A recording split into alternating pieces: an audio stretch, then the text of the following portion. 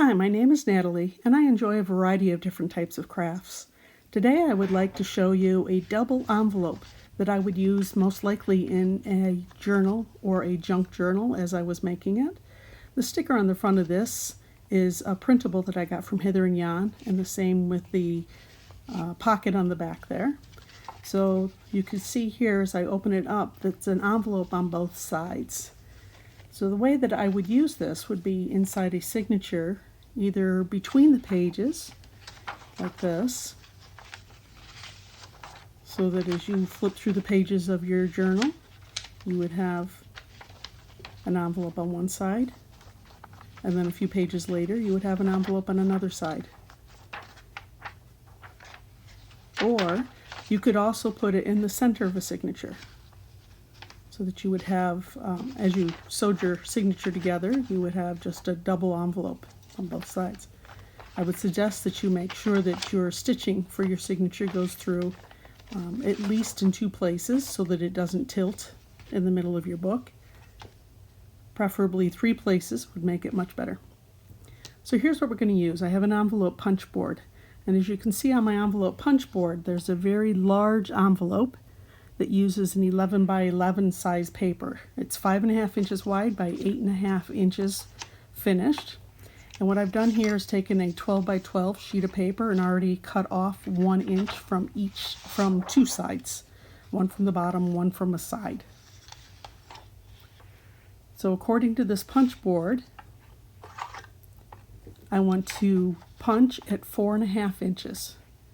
Now the angle of my camera makes it look like I'm not quite at 4.5 inches, but from where I was working it was 4.5 inches. So you want to score down the side and then make the punch. And you want to turn the sheet around 180 degrees, put it at 4.5 inches again, punch and score down again. Now on a sheet this size you can't quite go all the way down to the edge, but it's a thin enough paper that it doesn't really matter. Then I want to line it up again, and there's no measurement for this, but you can see where my finger is there that I have lined it up with the score mark and scored that side and punched it, and then turn it another 180 degrees, line up the next punch and score again. So, like I said, it does not matter that we didn't score all the way to the edge. This is a thin enough piece of paper that it's going to be just fine. Now this punch board has a back side to the punch, which is going to do corner rounds. So I do that just on the 2 envelope flaps. Those are the only parts that are going to be seen. You could also use a corner rounder punch like this, a 1/2 inch or a 1 inch. So now we're going to be folding this on the score lines. Just fold it in and press it with your bone folder.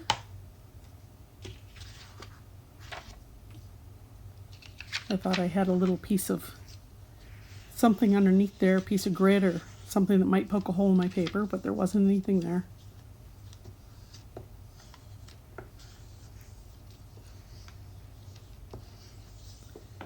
You can see here that I have extra overlap in the middle there. We're going to be taking care of that in just a minute. So here's one side of my envelope opening. And my paper seems to be a little wide there, so I'm going to press that a little more.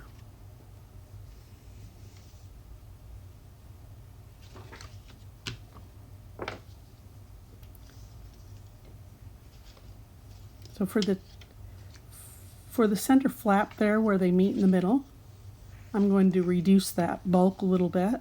So I am going to mark just a little bit off to one side of the point. Now here's a piece that I cut off another envelope that I made. I'm actually going to use this on here to measure that. But to the first one that I made, I just marked a little off one side of the point of the envelope flap. So I'm going to do both sides here. I'm going to mark them, and then I'm going to take them to my paper cutter.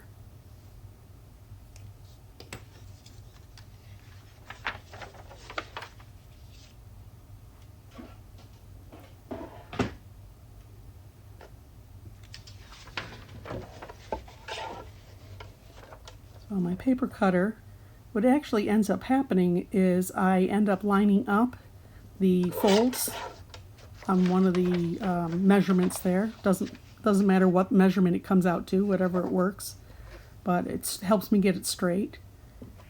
And I cut on that line. I'm saving those two pieces because there are other things I can do in a junk journal with even pieces that small. So next I'm going to ink the edges all the way around, and I'm going to speed this up and cut some of this out because you probably don't want to watch me ink this all the way around the whole envelope. But this just gives it a little bit of a grungy look. Just depending on the type of journal you're doing, you might like this technique or not. I'm going to use this envelope in a denim journal, a denim themed journal, so I am grunging it up a little bit here.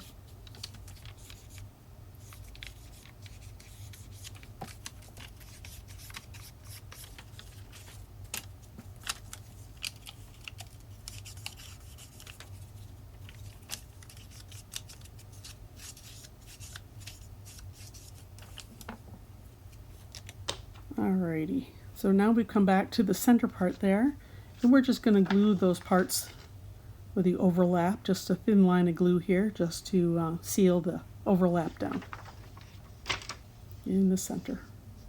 Hold it there for just a second till the glue sets. Once that glue's set, we can go ahead and fold our envelope in half.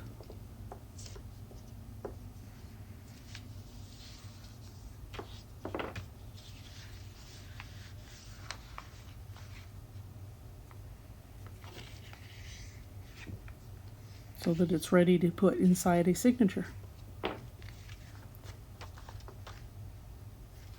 So there we have the completed envelope, plus a little more grunging that needs to be done, a couple of sides that I missed.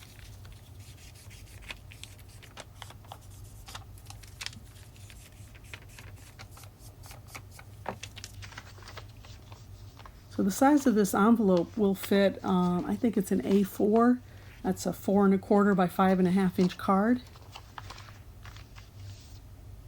on each side. So that's a standard American size for card makers. And here's a card I previously made. You can see that fits right in there. Fits nicely inside that envelope. So in a journal, there gives you a lot of options for things that you could put inside these envelopes.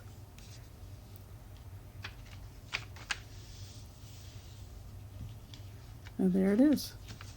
Like I said before, I used a printable.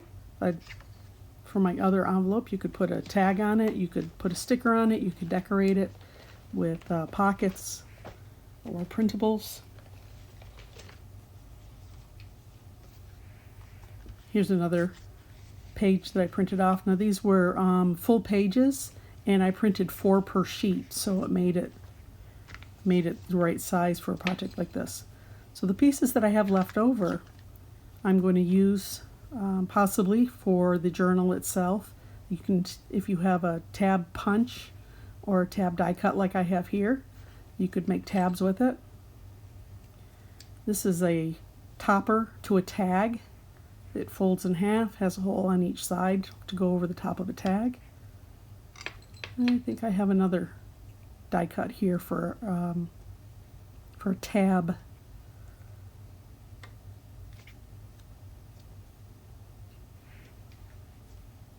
So there's my envelopes. There's the first one I showed you.